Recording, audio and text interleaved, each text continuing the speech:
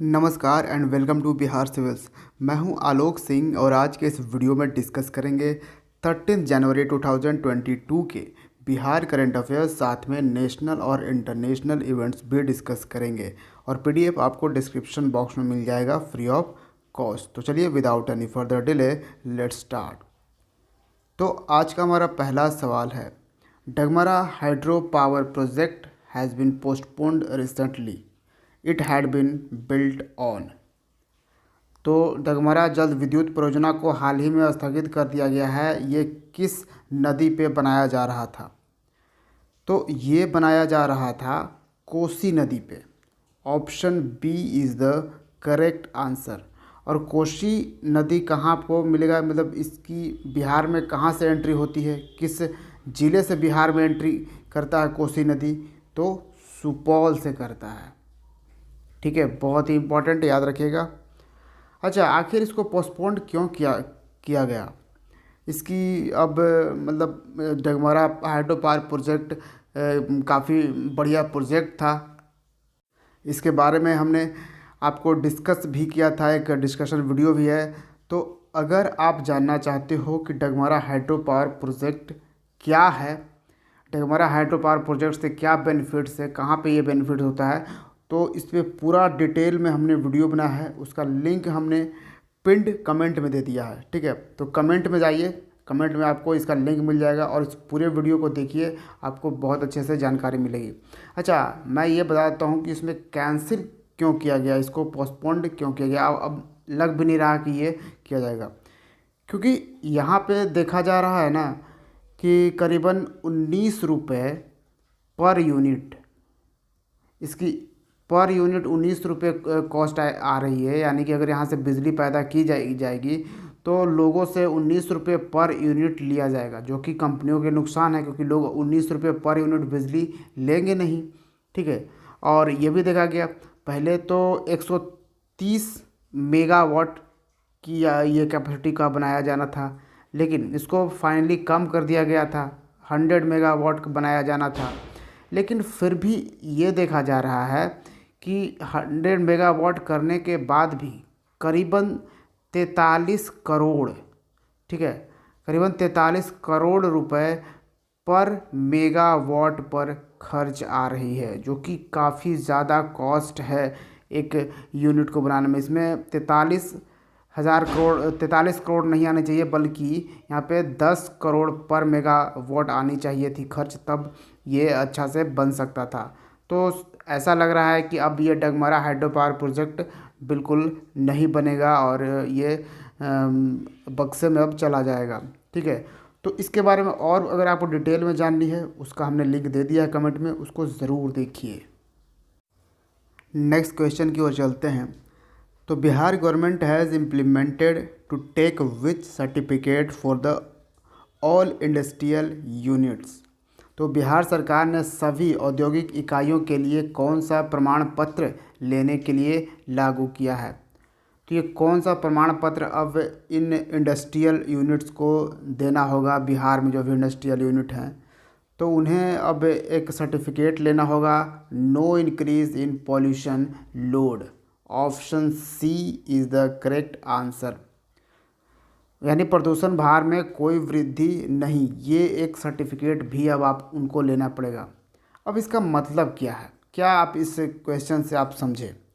देखिए, पिछले साल यानी कि मार्च 2021 में सेंट्रल गवर्नमेंट ने रूल्स में चेंजेस किए थे और सेंट्रल गवर्नमेंट ने कहा था कि अब सारे जो भी स्टेट हैं वो ये चीज़ लागू करें कि no increase in pollution load की सर्टिफिकेट भी इंडस्ट्रियल यूनिट को देनी होगी।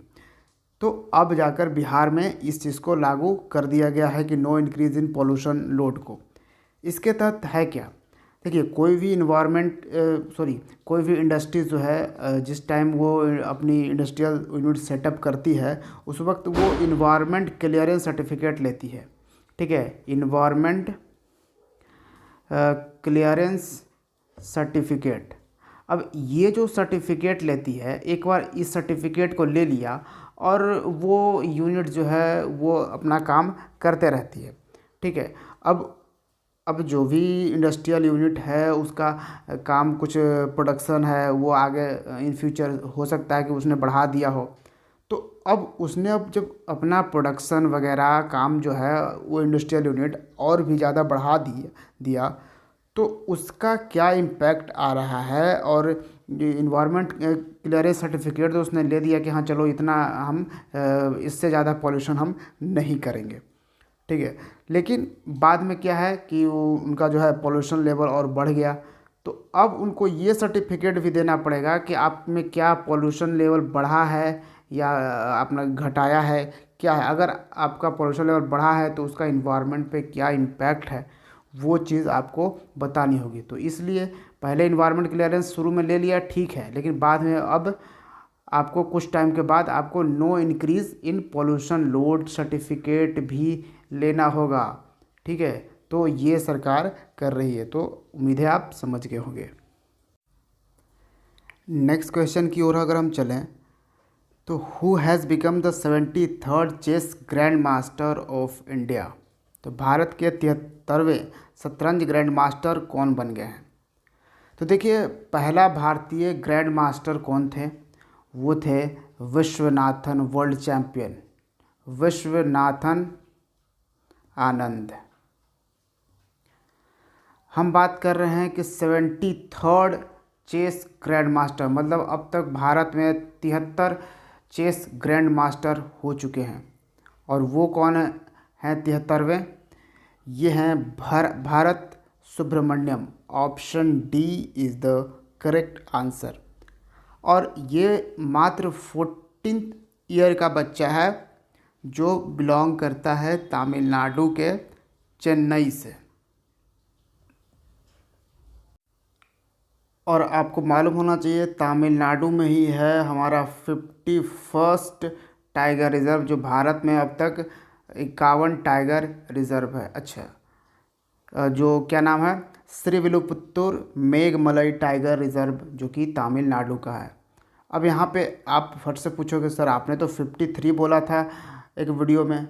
देखिए जी, 51st याद रखिए कि 51 जो टाइगर रिज़र्व हैं भारत में, उनको बिल्कुल ऑफिशियली सेंट्रल गवर्नमेंट से भी अप्रूवल मिल चुका है। मतलब ये बिल्कुल फॉर्मल तरीके से, एकदम से ऑफिशियल तरीके से 51 टाइगर रिज़र्व भारत में हो गए हैं। 2 और टाइगर रिज़र्व हैं जो कि स्टेट से अभी तक अप्रूवल मिल गया है, यहाँ तक कि केंद्र से भी अप्रूवल मिल गया है, लेकिन यहाँ पे कुछ अभी फॉर्मेलिटीज़ बाकी हैं, इसलिए अभी 51st ही आपको दिखेंगे मेंशन। 2 और कौन है, एक तो आपको मिलेगा Ramgarh Vishdhari tiger reserve. Ramgarh Vishdhari tiger reserve ये कहाँ पे है, ये है राजस्थान में आपको मिलेगा। तो ये 52nd टाइगर रिज़र्व है ये भारत का। अब 53rd की अगर हम बात करें, 53rd टाइगर रिज़र्व कौन सा है, 53rd टाइगर रिज़र्व आपको मिलेगा गुरु घासीदास टाइगर रिज़र्व। गुरु घासीदास टाइगर रिज़र्व आपको मिलेगा छत्तीसगढ़ में, ठीक है। तो इन दोनों को भी ऑफिशियली जल्द ही डिक्लेयर कर दिया जाएगा। अभी तक इसको थोड़ी बहुत कुछ फॉर्मेलिटीज़ बाकी हैं, ठीक है, लेकिन ये ज़रूर याद रखिएगा अभी, क्योंकि आपको सरकारी वेबसाइट पे अभी 51 टाइगर रिज़र्व ही दिखेगा। Where has the new covid variant named Deltacron been found. Deltacron नाम का नया कोविड संस्करण कहाँ पाया गया। जी हाँ, एक और वेरिएंट पाया गया है कोरोना वायरस का, और वो है डेल्टा क्रोन। तो ये कहाँ पे पाया गया है, ये साइप्रस में पाया गया है। Option C is the correct answer. देखिए डेल्टा क्रोन जो है वो जो कोरोना वायरस का डेल्टा वेरिएंट था, ठीक है, और दूसरा जो कोरोना वायरस का ओमिक्रॉन वेरिएंट है, इन दोनों को मिलाकर दोनों एक साथ जिस व्यक्ति को हो जाता है वो हो जाता है डेल्टा क्रोन। तो इस तरह से भी आ रहा है। फिर एक था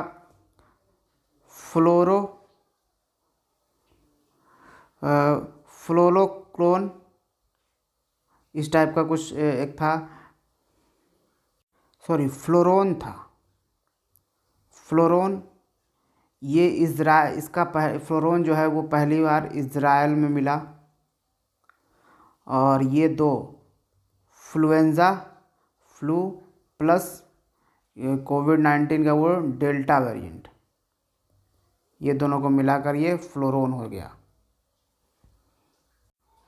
election commission announced the scheduled for assembly elections for how many states. चुनाव आयोग ने कितने राज्यों के विधानसभा चुनाव की घोषणा की है? तो 5 राज्यों के। Option A is the correct answer. जी हाँ, आने वाले टाइम में मोस्ट प्रोबेबली फरवरी से 5 राज्यों में चुनाव होने वाले हैं। वो कौन कौन सा राज्य है? गोवा, मणिपुर, पंजाब और उत्तराखंड और उत्तर प्रदेश। ठीक है, ये 5 राज्य में आपको चुनाव होने वाले हैं। Election commission of India, election commission आपको मिलेगा, ये एक कॉन्स्टिट्यूशनल बॉडी है, क्योंकि आर्टिकल 324 में आपको इलेक्शन कमीशन ऑफ इंडिया के बारे में मिलेगा। देखिए, इलेक्शन कमीशन ऑफ इंडिया के अभी चीफ कौन है? देखिए यहाँ पे चीफ अगर मैं बात कर रहा हूँ तो एक हो जाते हैं चीफ। ठीक है, इलेक्शन कमीशन ऑफ इंडिया के चीफ हैं, उनके नीचे 2 लोग हो जाएंगे। तो अभी जो चीफ हैं वो कौन है? इलेक्शन कमीशन ऑफ इंडिया के चीफ कौन है? सुशील चंद्र। इनके नीचे 2 हैं चीफ नहीं, इलेक्शन कमिश्नर। ये तो चीफ इलेक्शन कमिश्नर हो गए। अब 2 इलेक्शन कमिश्नर हैं सिर्फ। वो कौन कौन हैं? एक हैं राजीव कुमार और दूसरे अनूप चंद्र पांडे। ठीक है, तो याद रखिएगा। Next, mission Jeevan Raksha is associated with which institution. तो काफ़ी टाइम पहले ही मिशन जीवन रक्षा को लॉन्च किया गया था। तो मिशन जीवन रक्षा किस संस्था से संबंधित है? तो ये संस्था है रेलवे। जी हाँ, railway police force, RPF। Option C is the correct answer. अब मिशन जीवन रक्षा न्यूज़ में क्यों था? क्योंकि हाल में रिपोर्ट आया है कि 2021 की अगर हम बात करें तो जो रेलवे प्रोटेक्शन पुलिस फोर्स है या जो RPF पर्सनल है, उसने 601 लोगों को बचाया है सिर्फ 2021 में। ठीक है, क्योंकि अब आपको मालूम होगा कि रेलवे ट्रैक पर लोग चले जाते हैं बिल्कुल लापरवाही तरीके से, तो वो सब चीज़ें, कोई लोग गलती से भी चला जाता है, उन सब चीज़ों में भी है, तो उस तरीके से बचाया है। और इन्होंने ये भी कहा कि पिछले 4 सालों में इन्होंने करीबन 1650 लोगों को बचाया है, जो व्हील पे यानी ट्रैक पर वो चले जा रहे थे। ठीक है, तो इस तरह से ये मिशन जीवन रक्षा के तहत जो RPF को अपॉइंट किया गया था रेलवे पुलिस फोर्स को, तो ये काफ़ी बढ़िया काम कर रहे हैं। ठीक है, रेलवे मिनिस्टर कौन है? अश्विनी वैष्णव। इनके पास एक और कौन सा पोर्टफोलियो है अश्विनी वैष्णव के पास, वो आप कमेंट बॉक्स में बताएंगे। Which country is to close Darwaza gas crater, which is popularly known as Gateway to Hell? तो गेटवे टू हेल के नाम से मशहूर दरवाज़ा गैस क्रेटर को किस देश ने बंद करने के लिए डिसाइड किया है? तो गेटवे टू हेल यानी कि नरक का दरवाज़ा इसे कहा जाता है। तो ये नरक का दरवाज़ा कहाँ पे है, किस देश में है? तुर्कमेनिस्तान में है। Option C is the correct answer. देखिए, तुर्कमेनिस्तान में एक बहुत ही बड़ा खड्डा, एक क्रेटर पूरा है। ठीक है, जो कि एक टूरिस्ट अट्रैक्शन के तौर पर काम करता है। लोग इसको विज़िट करने जाते हैं। और इसमें है क्या खास बात? तो सालों पहले से इसमें आग जो है बिल्कुल जलती रहती है, बिल्कुल जलती रहती है। आग कभी भी इसमें बुझती नहीं है। कहा जा रहा है कि इसमें जो है नेचुरल गैस जो है वो जलता रहता है, नेचुरल गैस निकल के इसमें से जलता रहता है। नेचुरल गैस में मेनली होता क्या है? मीथेन। जी हाँ, तो मीथेन जो है वो धरती से निकल के, उसके कारण ही यहाँ पे आग कभी भी बुझती नहीं है। और तुर्कमेनिस्तान का ज़्यादातर जो है यहाँ पे टूरिस्ट लोग ये देखने जाते हैं कि ये आखिर कैसे ये जलता रहता है पूरा हमेशा से ये चीज़ें। ठीक है, ये करीबन 60 मीटर चौड़ा है और 20 मीटर गड्ढा है, डेप्थ है इसमें। तो यही तुर्कमेनिस्तान की गवर्नमेंट ने यही सोचा कि ये जो हमारा नेचुरल गैस बर्बाद हो रहा है इसको अब बंद कर दिया जाएगा, लेकिन ये इसको बंद करना इतना आसान नहीं है। तो फिर देखा जाए कि कैसे ये बंद होता है। इसको कहा जाता है गेटवे टू हेल, यानी नर्क का दरवाज़ा। चलिए तो नेक्स्ट सवाल पे आते हैं। In which city the 9th edition of North East festival was inaugurated? किस शहर में नॉर्थ ईस्ट फेस्टिवल के 9वें संस्करण का उद्घाटन किया गया है? तो ये किस राज्य में किया गया है? गुवाहाटी में। गुवाहाटी कहाँ पे है? Assam. Option C is the correct answer. इसको इनॉग्रेट किसने किया है? तो असम के गवर्नर हैं जगदीश मुखी। तो जो भी नॉर्थ ईस्ट में शहर आती हैं, जो यानी कि जो राज्य आते हैं नॉर्थ ईस्ट में, उनका एक अपना एक खास फेस्टिवल है जो इसका 9th एडिशन ये मना रहे हैं। बेसिकली ये हाईलाइट्स कर रहे हैं अपने टूरिज़्म नेटवर्क को, ठीक है, ताकि लोग ज़्यादा से ज़्यादा विज़िट करें और यहाँ पे लोकल इकोनॉमी को बूस्ट मिले। और ये भी इन्होंने किया है make in north east startup north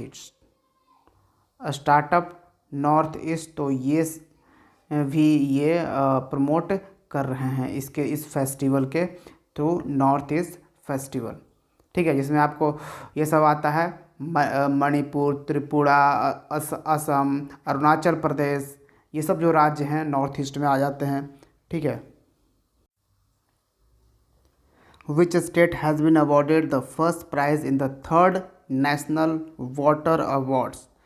तो 3rd नेशनल वाटर अवार्ड्स को रिलीज किया है जल शक्ति मिनिस्ट्री ने। और जल शक्ति मिनिस्टर कौन है? गजेंद्र सिंह शेखावत। तो किस राज्य को तीसरी राष्ट्रीय जल पुरस्कार प्रथम पुरस्कार दिया गया है? तो पहले पुरस्कार किसने टॉप किया है? Uttar Pradesh. Option B is the correct answer. जी हाँ, तो ऑब्वियसली आप समझ रहे हो कि नेशनल वाटर अवार्ड्स किस लिए दिया गया होगा? तो कंजर्वेशन के लिए, कि कौन सा राज्य पानी को संरक्षित करने के लिए कि कितना अच्छा काम कर रहा है, उस पे ये दिया गया है। तो इसमें टॉप किया है उत्तर प्रदेश। सेकंड में कौन है? राजस्थान। और थर्ड में कौन है? तो तमिलनाडु। ठीक है, और इसमें करीबन 57 अवार्ड्स दिए गए हैं, 11 कैटेगरीज में दिए गए हैं। ठीक है, तो ये भी याद रखिएगा। एक और कैटेगरी से ये था बेस्ट स्टेट कैटेगरी। ठीक है, बेस्ट स्टेट कैटेगरी में आपको हमने बताया उत्तर प्रदेश। अगर एक और इम्पोर्टेंट कैटेगरी की बात करें, बेस्ट इंडस्ट्री कैटेगरी। ठीक है, बेस्ट इंडस्ट्री कैटेगरी की बात करें तो उसमें कौन आता है? Welspun India textile limited. Western India textile limited है कहाँ पे? ये आपको गुजरात में मिलेगा ये कंपनी। ठीक है, तो इसको भी ये दिया गया है अवार्ड, ये याद रखिएगा। नेक्स्ट है, what was the profession of Marilyn Burgman who has passed away recently? तो मर्लिन बर्गमैन का पेशा क्या था जिनका हाल ही में निधन हो गया है? तो मर्लिन बर्गमैन जो हैं वो एक लिरिसिस्ट थे। Option A is the correct answer. गीतकार थे, यानी ये लिखते थे गीत। ठीक है, और ये कहाँ से बिलोंग करते हैं? यूएसए से, अमेरिका से बिलोंग करते हैं। और ख़ास बात ये है कि मैरिलिन बर्गमैन जो हैं ये 16 बार नॉमिनेट हुए हैं ऑस्कर अवार्ड्स के लिए, लेकिन इन्हें अवार्ड्स कितनी बार दिया गया है? तो 3 बार ये अवार्ड्स जीत चुके हैं, ऑस्कर अवार्ड्स, लेकिन ये 16 बार नॉमिनेट किए जा चुके हैं। तो आप समझ सकते हो अपने आप में काफ़ी इम्पॉर्टेंट है ये। नेक्स्ट अगर सवाल की हम बात करें, who is the author of Ratan N Tata the authorised biography. समझ गए, रतन टाटा की बायोग्राफी ये किताब लिखी गई है। तो Ratan Tata the authorised biography के लेखक कौन हैं बताइए। ये हैं Thomas Mathew. Option B is the correct answer. Thomas Mathew एक senior bureaucrat and retired IAS officer हैं। ठीक है। नेक्स्ट और आज का लास्ट सवाल, who has been appointed as the first women जज of the Supreme Court of Pakistan. Pakistan के सर्वोच्च न्यायालय की पहली महिला न्यायाधीश के रूप में किसे नियुक्त किया गया है। तो ये हैं Ayesha Malik. Option B is the correct answer. तो ये था हमारा आज का करेंट अफेयर्स। उम्मीद है आपको पसंद आया होगा, तो वीडियो को ज़रूर लाइक कीजिएगा। Thank you for watching Bihar civils. See you in the next video. जय हिंद।